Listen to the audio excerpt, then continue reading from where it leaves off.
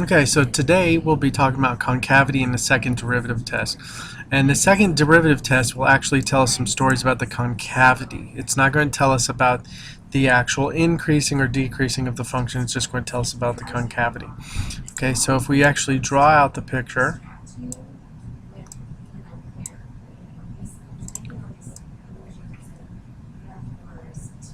okay, alright, here's an example of what it's going to look like. So this is concave down,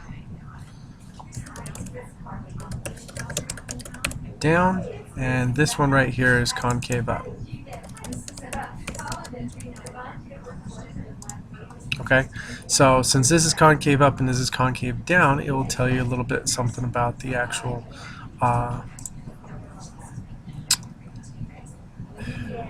it'll tell you a little bit of something about the graph and how it's going to concave and everything. And this is old school, how they used to graph stuff back in the days. They would have to use this rule to actually help out. Okay, so you start out with your function f of x equals 2x to the third minus 4x squared plus 5x.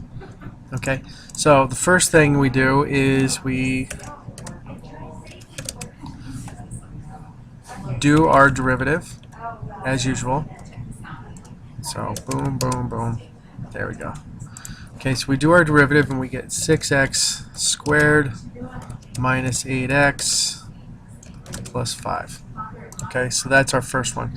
Alright, and then we work on this and we actually are able to find the points of interest and work on it and so on and so on.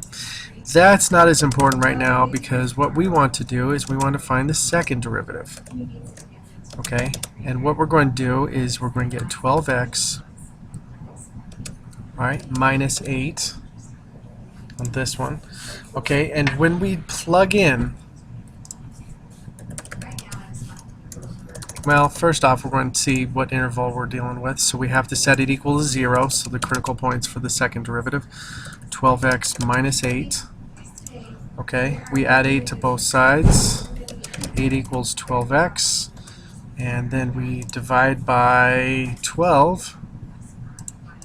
And we should get 2/3 equals, equals x.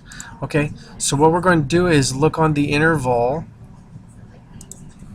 of parentheses negative, all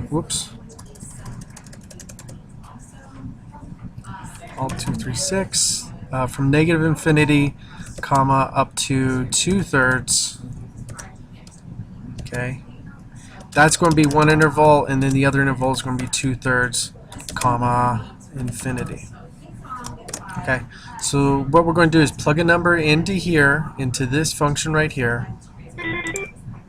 Okay, and then we will see if that's positive or negative, and that will tell us if we have a concave up or concave down. Alright, so I'm going to test a number over here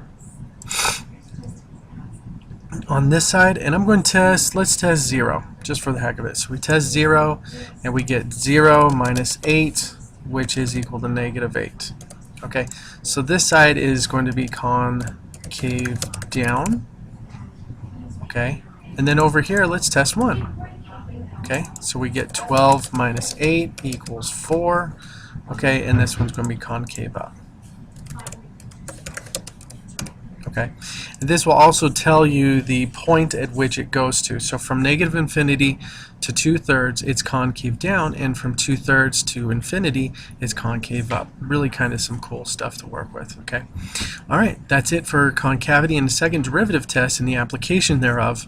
You guys have a wonderful day. Bye.